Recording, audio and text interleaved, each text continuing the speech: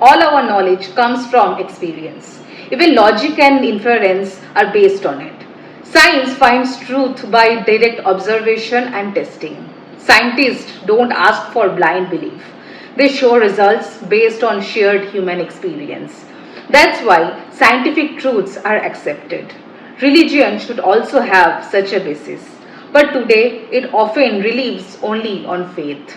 Many religious ideas are just theories without proof, which leads to arguments among different faiths. Each claims to be true, but most offer no real reason. This weak foundation caused religion and philosophy to be dismissed by many educated people. Yet, behind every religion is a real experience. Whether in Christianity, Buddhism, or Hinduism, someone had a deep experience and shared it. Christ saw God, Buddha realized truth, Hindu sages felt the divine. Religion began with these personal realizations, but today people are told to just believe, as if those experiences can't happen again. This is wrong. If one person reached the path, others can too. Nature's laws applies to all. Yoga teaches that religion must be experienced, not just believed. Without experience, religion is just empty talk. That's why there is so much confusion. People follow blindly. Some even try to force belief on others. But belief without experience is not real religion. What right do we have to speak of the soul or God if we haven't experienced them? It's better to be an honest non believer than a blind follower. Some think religion is only good for teaching morals, but mere words can't satisfy the soul. We want to feel the truth inside. The Vedas say all doubt disappears when we truly see. There is a way to that seeing, to know the one beyond all darkness. Raja Yoga offers a method to reach this. Every science has a method. Chemistry needs experiments. Astronomy needs observation. Religion also needs a method. The great sages used a method with no selfish goal. They found truth and invited others to try it too. If we try and fail, we can reject it. But we must try first. Raja Yoga teaches us how to observe the inner world. We have tools to study the outer world, but to study the inner mind, we must use the mind itself. With proper focus, the mind can study itself. This needs concentration. Scattered thoughts are weak. Focused thoughts are powerful. We can reflect on our own thoughts. We can watch the mind. This takes practice because we are trained to look outside, not inside. But with training, the mind learns to look within. Then real knowledge and peace come. We find something pure and eternal within us. Fear and desire fade. Misery ends. Bliss arises even in this body. All great knowledge comes from concentrated thought. Nature reveals her secrets only to those who truly focus. The more focused we are, the more power we gain. In religion, the mind studies itself. It becomes both subject and object. When the mind truly sees itself, we reach the truth. We know if the soul exists. We know if God exists.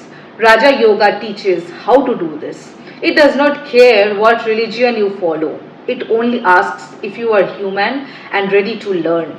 You must test the truth yourself. Blind belief is not needed. If you practice faithfully, light will come. Raja Yoga has 8 steps. The first two are Yama and Niyama, which are moral rules. Yama means not killing, telling the truth, not stealing, being self-controlled, and not accepting gifts. Niyama means being clean, contained, disciplined, devoted to study, and surrendering to God. These are the foundation of all yoga. Without following them, no progress in yoga is possible. The yogi must not harm anyone, not even in thought. This kindness must extend to all living beings. Once these rules are practiced, the yogi becomes ready for the next steps. Third step is asana or posture. One must find a comfortable position to sit in for a long time. The best posture keeps the spine straight, head, neck, chest in one line.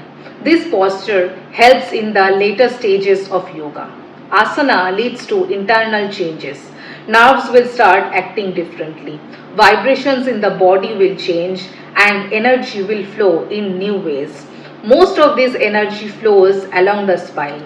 So keeping it straight is important. This part is a little like Hatha Yoga, which focuses only on the physical body.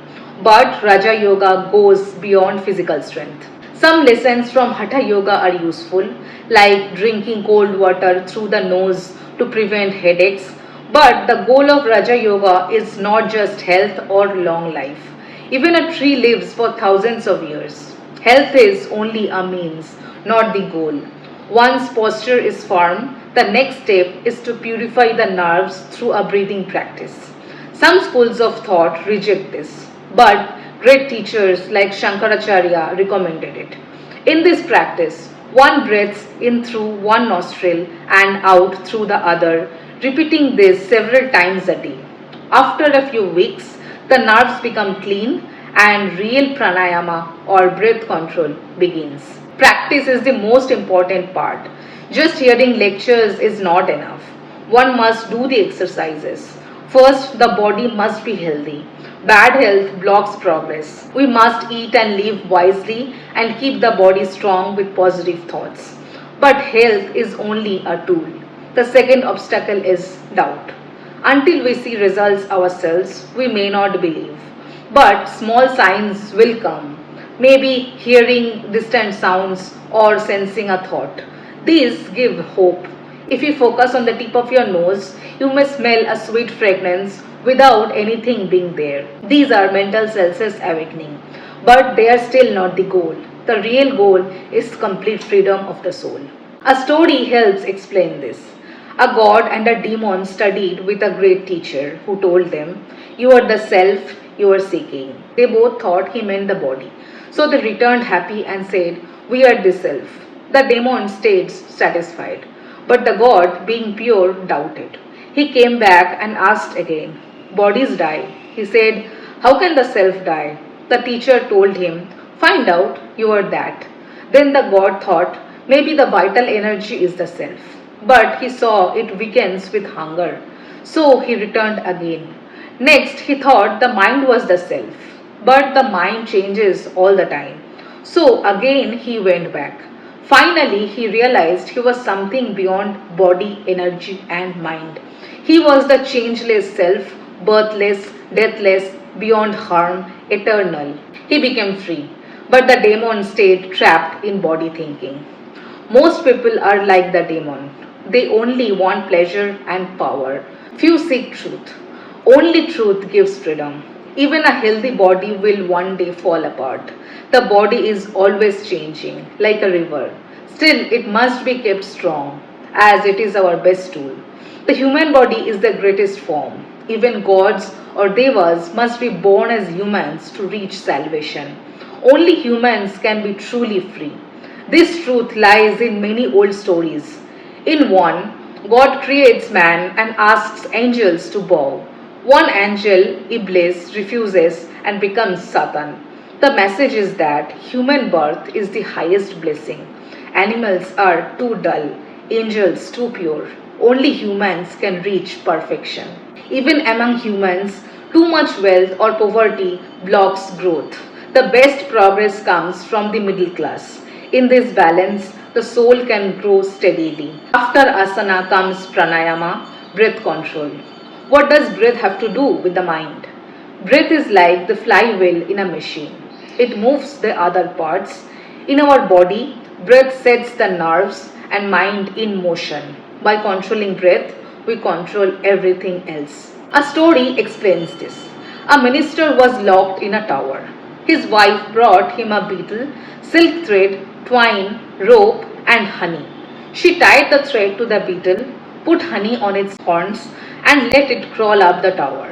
The beetle reached the top, drowned by the smell. The minister pulled up the thread, then the twine, then the rope, and escaped. In yoga, breath is the silk thread. When we grasp it, we control the nerve currents, the thoughts, and finally the vital energy, prana. With this, we escape the prison of the body and mind. We know very little about our bodies because we can't feel the subtle movements inside. To do that, the mind must become very focused. We start with the breath, the most visible force. Then, through that, we slowly feel the inner energies. As we become aware of them, we gain control over them. Then we control the mind too. This is real power, knowledge of our inner self. This journey starts with breath control. It is a long path and must be taken step by step. Each practice has a reason. As we continue, we will understand more. But proof comes only through doing. You must practice every day, at least twice. Morning and evening are best. These times are naturally calm. Use them to sit and practice. To build discipline, never eat until you have practiced. In India, children are taught to do this from a young age. If possible, set aside a room only for practice. Keep it clean and sacred. Don't use it for sleep. Place flowers and peaceful pictures there. Burn incense. Let only calm and kind people enter. Over time, the room will feel peaceful and lift your mood when you enter. This was the original purpose of temples and churches, to hold holy vibrations. Even today, some still feel that peace inside. If you can't have a special room, practice anywhere. Sit straight. First, send thoughts of love to the world. May all be happy. May all be peaceful. May all be free. Say it to each direction, east, south, west, and north. Doing this will uplift your own mind. The best way to be healthy and happy is to want that for others. Then, if you believe in God, pray not for selfish things like money or health, but for wisdom and light. Next, focus on your own body. Think of it as strong and unbreakable. Believe it will help you cross this life's ocean. Freedom does not come to the weak. Throw away weakness. Tell your body and mind they are strong. Have great faith and hope in yourself. You are the immortal soul. Through this steady path of Raja Yoga, with discipline, love, and inner strength, you will find your true nature, free, fearless, and divine.